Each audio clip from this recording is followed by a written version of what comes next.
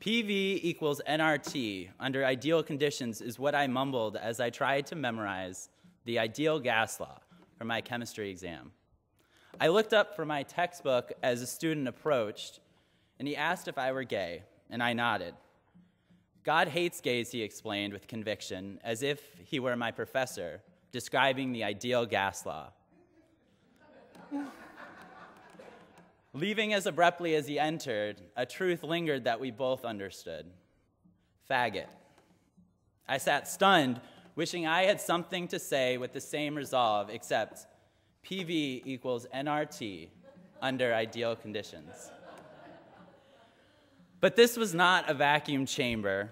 Reality's lack of ideal conditions requires scientists to adapt to their surroundings and apply formulas as models rather than truths. I believe that Christians should do the same. The ideal gas law is a formula that allows scientists to determine the pressure, or the temperature, or the volume, or the number of moles of gas. Because you see, you can't see gas like you can see a liquid or a solid. You have to have a model to describe it. And this law, this ideal gas law, is a simplified version of more complicated formulas that better describe the nature of gases. However, due to their complexity, they're often taught at a much more advanced level. Similarly, Christians use models in order to better understand the nature of God. One of the most prevalent models of God in Christianity has been God as Father or God as Mother. However, we know that God is neither masculine nor feminine. But we find it easier to speak about God in our gender binary rather than discuss God in more complex terms. We become used to these binary understandings of gender in the same way that I became used to using the ideal gas law. It was easy. When my professors took me and got me this book, the physical chemistry, the molecular version, I was completely taken aback. They offered me up more complicated formulas that better described the nature of gases. But when you're taught for so long that one thing is true, then to abandon that truth for something more complicated, more difficult, I just didn't know what to do. Similarly, we're taught to think of gender as either male or female. We're comfortable with those labels. When people come into our church building who do not fit into those categories very neatly, we may feel as if we have entered into our own kind of wilderness. We're uncertain how or where to place them. Wilderness is a location outside of our comfort zone, away from the things that we know. In order for there to be a wilderness, there must necessarily be a place to which we call home. The wilderness exists vis-a-vis that community. Similarly, queerness is demarcated by its positionality vis-a-vis the normative. In this case, heterosexual, gender-conforming presentation. If there was no normative, then there would be no queer. But since gender and sexuality are difficult for society to understand, a normative binary system has evolved. To be queer is to be outside of the norm, to be outside of what society knows, to be in the wilderness. In the Hebrews text for today, the writer describes Jesus learning reverence through submission and suffering. And it wasn't until he had gone through that suffering and experienced this wilderness that he came to know how to be a priest. Jesus' experience in the wilderness with differences, struggles, and sufferings taught him distinct lessons, nurtured special qualities, and allowed him, even forced him, into unique ways of being.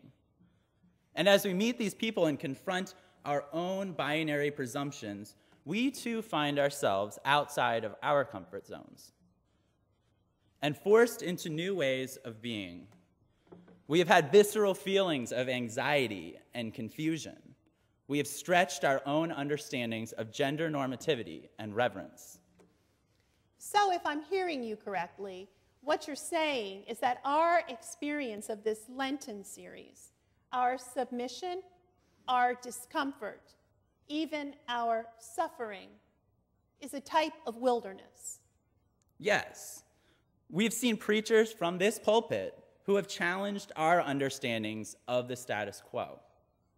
As we've been confronted with people who do not fit into our understandings of the binary, we've had to step out of what we're comfortable with and enter into this wilderness. For example, Carmen DeVos and drag queens like her challenge our social understandings of gender and place us in a queer wilderness. They parody the categories of gender and place us, they parody the categories of gender that exist in our society. Interestingly, these parodies never fully copy or replicate the original. Instead, the copy is transformed into a new creation, because drag queens can never actually become a woman. Of course, this is all kind of airy and theoretical, but I would like to suggest to you for just a moment this morning that such a drag show actually happens on a regular basis right here in this building. See, what's even more about that is that the star is God, God's self. Listen to me for a moment. I grew up learning to speak of God as He, and I'm sure many of you have too. However, this sort of language rarely happens here at Lexington United Methodist Church. There has been a divine drag show, if you will, that has transformed our understanding of what it means to be God. This divine drag show challenges what we know about our understanding of the divine gender, if it's even appropriate to speak of a divine gender at all. This new way of thinking challenges us to reconsider our models. It asks us to think about God in new and different ways. And sometimes that uncertainty pulls us into the wilderness. For scientists, the wilderness was the conditions in which the ideal gas law did not work. At low temperatures and high pressures, scientists found themselves in need of different ways of describing gases. They had to address these outliers by creating new, more complicated, less user-friendly formulas to describe these occurrences. And they came with some weird names. Scientists developed the van der Waals, the Redlich-Kwong, the Peng-Robinson formulas as ways to describe more completely the natures of gases. And while these were more complicated, they were also better reflections of reality. These new formulas addressed the wilderness, or the outlying conditions, creating a model that more fully represented gases. The Reverend Dr. Pamela Leigh may represent just such a model for us in our Queer Lenten Wilderness. Her success in academia has allowed her to transcend race, gender, and queer marginalization. Known nationally as an educator and reformer, Pamela showed us how the foolishness of those perishing becomes the saving grace of those willing to change, to embrace the differences. This is the saving hope for all of us who love. For all of us who love. For all those who have been marginalized, the Reverend Dr. Pamela Leigh has been a living, breathing model of hope. The improved, evolving model always seems to reflect better reality.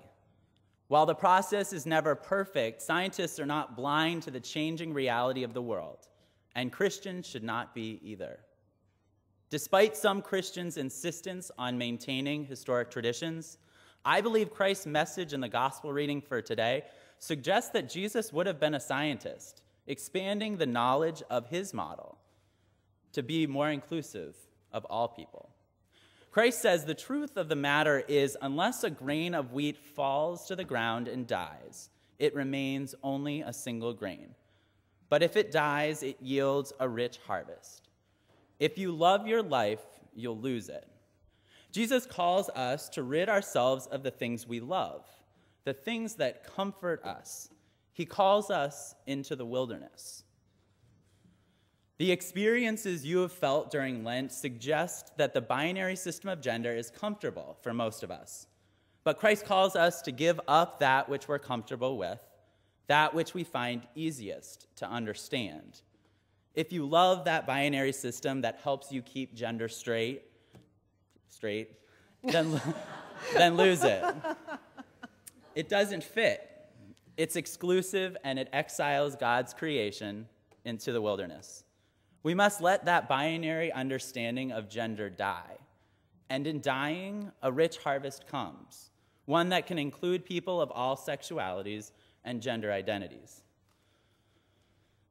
So, if I'm understanding correctly then, what you're saying is that as a church, we must seek to identify those people in our midst who still exist in the margins of our gender binary.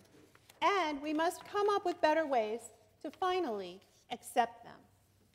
I think the transgender community is perhaps the most confusing category for us to think about, and perhaps the most difficult and disadvantaged by our own system of this binary.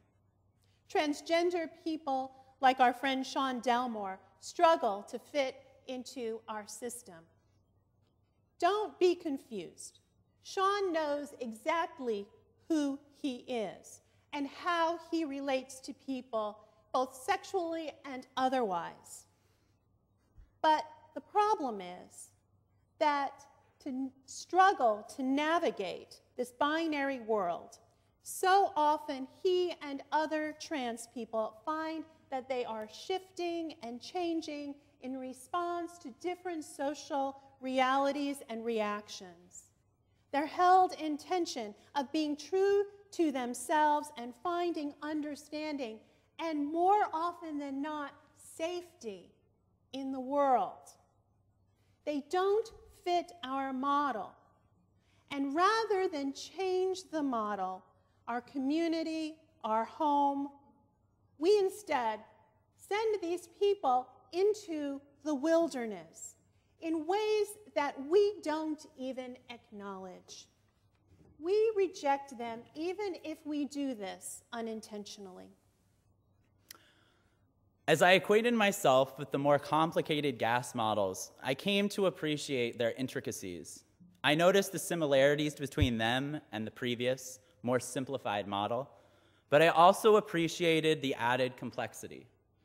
Similarly, the more time we spend with queer people, the more we engage in the wilderness, the more our community takes over that wilderness, the more the wilderness becomes like our home.